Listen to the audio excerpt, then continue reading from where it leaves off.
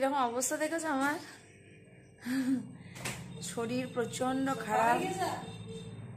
কি ও খায়নি?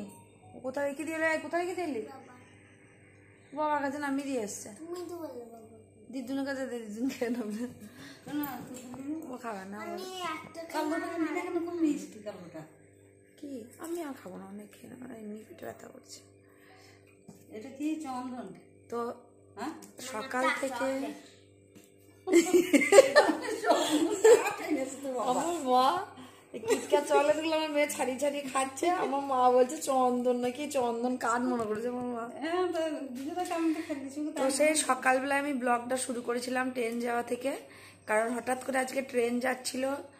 তো সেই ট্রেন যাওয়াটা ভিডিও করতে গেছিলাম, তো সেইটাকেই আমি ক্যামেরায় যে তোমাদেরকে দেখাবো সেখান থেকে আমি শুরু করেছিলাম। তারপর থেকে দেখলে আমার মেয়ে প্রচণ্ড কাঁদছে। আমি তারপর থেকে ব্লগটা কন্টিনিউ করিনি, কারণ আমি জাস্ট ট্রেনটা যখন ভিডিও করি তার একটু আগেই 5 মিনিট আগেই আমি দুটো ইঞ্জেকশন নিয়ে এলাম ডাক্তারখানা থেকে, কারণ আজকে 3-4 দিন পেটে খুব যন্ত্রণা হচ্ছে। আমি ভেবেছিলাম ওষুধ টষুধ খেয়ে হয়তো কমে যাবে বা কিছু ঘরোয়া টিপস প্রয়োগ করছিলাম, কিন্তু দেখলাম না, কমলো না।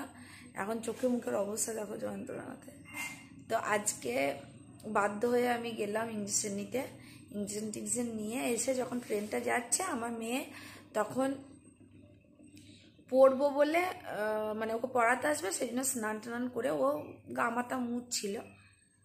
তো কি হয়েছে তোমরা দেখলে যে ট্রেনের উপরে একটা কুকুরটা এখানে একজন কিনে এনেছিল। কি কুকুর ওটা? স্প্যানিয়াল নাকি? বড় বড় লোম থাকে যেগুলো, সাদা সাদা হয়, খুব বড় লোম থাকে। কি কুকুর বলে জানি না গো, আমি কুকুরের নামটা জানি না, ও অনেক জানে। কি কুকুর ওগুলো? বুলডগ তো জানি না। এখন প্রায় 5টা বাজতে যাচ্ছে, মানে বুঝতে পারছো সকালবেলায় ব্লগটা শুরু করে আমি আমার 5টায় এসেছি, কারণ আমি নিজে যন্ত্রণায় উঠতেই পারি না আজকে। তার থেকেও বড় কথা, ওকে আমি থামাতে পারিনি। তো যখন আমরা ওই কুকুরটাকে দেখি তো সবাই তাড়ানোর চেষ্টা করে, তাড়াচ্ছে, বাট বেশিরভাগ দিনই দেখি যখন ট্রেন আসে না, ওই কুকুরটা না ওদের বাড়ি থেকে কি করে বেরিয়ে চলে আসে, ওরা বাঁধতে টানতে পারে না। অত দাম দিয়ে কুকুর কিনে যদি ঠিকমতো বুঝতে না পারে, মেনটেন না করতে পারে, তাহলে আমার মনে হয় না যে কুকুর কেনা উচিত। তো খারাপ লাগছে। আমার মেয়ে ওদের বাড়িতে খেলতে যেত, ওদের একটা ছেলের সঙ্গে আমার মেয়ের বন্ধুত্ব, মানে ওই ছেলেটির মা আমার বান্ধবী। তো সেই সূত্রে আমার মেয়ে যায়, কুকুরটাকে খুব ভালোবাসে। এবং কুকুরটা সকালবেলা গেট খুলি প্রতিদিন দেখতাম আমাদের গেটে দাঁড়িয়ে আছে। আমার মেয়ে খুব আদর যত্ন করতো, নাম কুটুস ছিল। তো এতটাই মেয়েটা আমার মানে কুকুর টুকুর ভক্ত, এমনি জীবজন্তু পশু পাখির প্রতি ওর খুব প্রেম। তবে হ্যাঁ, সব জীবজন্তু নয়, মানে বিড়াল বাদে বেশিরভাগ গরু, কুকুর, এইসব বাঁদর টাদর এইসবে ওর ভালোবাসা, কিন্তু বিড়ালের প্রতি ওর ভালোবাসা নেই একদম। তো কি হয়েছে, তো কুকুরটাকে আমরা মনে করছি, দেখলে তোমরা ট্রেনের সামনে দিয়ে ছুটে চলে গেল, তো আমরা মনে করেছি বোধহয় পেরিয়ে চলে গেছে, কিন্তু না, ও যেতে পারে না। হয় লোমে আটকে গেছিল বা হাওয়াতে ধাক্কা খেয়ে কুকুরটা ওইখানেই মারা গেছে, কারণ ট্রেনটা পেরিয়ে যাওয়ার পর যখন সবাই ওখানে গেছে দেখছো মরে পড়ে আছে। এবার যখনই ওর বন্ধুরা দাঁড়িয়ে ছিল, ও এবার বারবার জিজ্ঞেস, শোনো তোদের কুটুস কয়, কুটুসকে দেখ। এবার ওই ছেলেটি যখন লাইনের উপরে উঠে এবার দেখেছে কুকুরটা কাটা পড়ে গেছে, সে তো একদম সে আবার হাওয়া করে কাঁদতে লেগেছে। আর এইখানে আমার মেয়ে স্নান করে দাঁড়িয়ে আছে, ভিজে মাথায় ভিজে যেতে ও শুরু করে দিল কাঁদতে। সে সারাটা দিন সেই কান্না চললো, কেঁদে কেঁদে দেখো কি অবস্থা, মাথায় যন্ত্রণা, ওর গায়ে হিট, মানে গায়ে হিট হয়ে গেছে। তো এখন একটু মুডটা ভালো হয়েছে, খাবারও খাচ্ছিল না, মা খাইয়ে দিয়েছে। আমার তো আজকে মানে ওঠার ক্ষমতাই নাই, এতটাই অবস্থা খারাপ, এতখানি পেটে যন্ত্রণা, মানে ইঞ্জেকশন নিয়েও আমার কমেনি। তো এই দেখো এখন ওকে আঙুর দেওয়া হয়েছিল, ফল খেতে চায় না, তো খেলো না, তো চকলেট খাচ্ছে এখন। যাই হোক, তো কি বলবো আর, কারণ আমি জানি ওর সামনে ও নিজের চোখে দেখেছে। এবার যত বলছে বাবু চুপ কর, বলছে মা আমি ওকে ভালোবাসতাম, মা ওকে আমি ভালোবাসি। এবার ওর যেগুলো মানে আমাদের ঘরোয়া যে এখানে পাতি কুকুরগুলো যেগুলো থাকে, দেশি কুকুর, সেইগুলো কোথায় আছে, ওকে তখন সঙ্গে সঙ্গে এনে দিতে হবে খুঁজে। তারা কোথায় কোথায় খেলতে গেছে, ঘুরতে গেছে, সে কান্না থামাতে পারছি না। পড়াতে এসেছিল, সে তো ওর কান্না থেকে আর পড়াতেই পারলো না, সে কেঁদেই গেল কন্টিনিউ। তা এই হলো আমার কথা। আর একটা কথা যেটা বলবো সেটা হচ্ছে সাবস্ক্রাইবার সম্পর্কে। তো কথা হচ্ছে যে অনেকে চ্যানেলে গিয়ে সেখানে সাবস্ক্রাইব করে, তাকে আবার মানে আবার বলে যে এরকম আসবেন 24 ঘন্টা পরে, নাহলে কেটে যাবে, বা এরকম যে ব্যাপারগুলো থাকে। তো কথা হচ্ছে সাপোর্ট না করলে, কেউ কাউকে যদি সাপোর্ট, আমি খাবো না।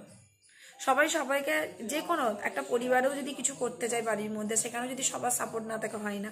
ইউটিউব একটা পরিবার, সেখানে যদি সবাই সবাইকে সাপোর্ট না করি, তাহলে সেখানেও কিছু করতে পারবো না। যে কোনো জায়গায়, যে কোনো কাজে তোমার সাপোর্টার অবশ্যই দরকার। তো সেখানে কি হচ্ছে, হয়তো আমাকে সাপোর্ট করছে না, তবু বলছে হ্যাঁ করেছি সাপোর্ট। তো আমি এগুলো নিয়ে মাথা ঘামাচ্ছি না, সেটা যা।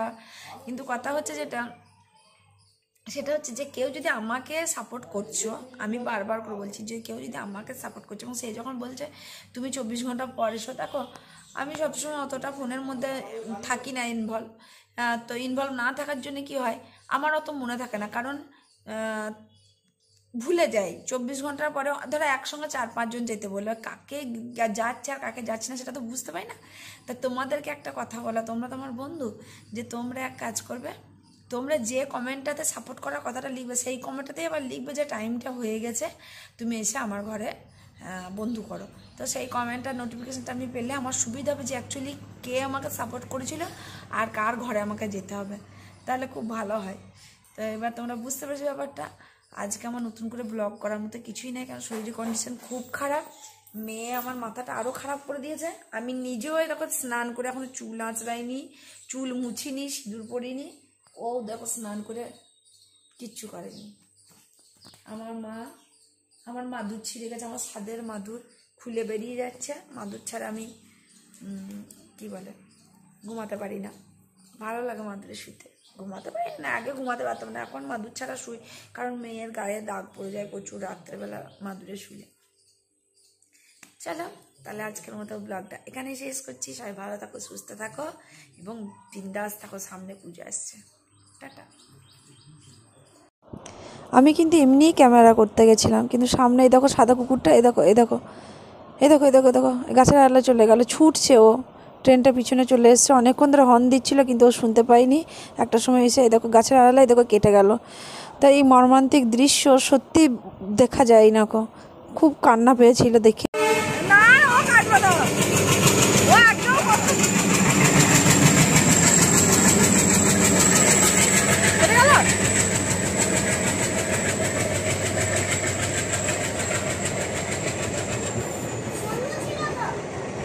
না না কাটে না, ও আগে অনেকবার এরকম করেছে, ট্রেনের আগে আগে ধরবে।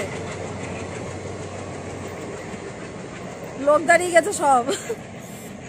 না না কাটে না, তাহলে তো সোনু পালিয়ে গেছে। ও বিশাল জিনিস।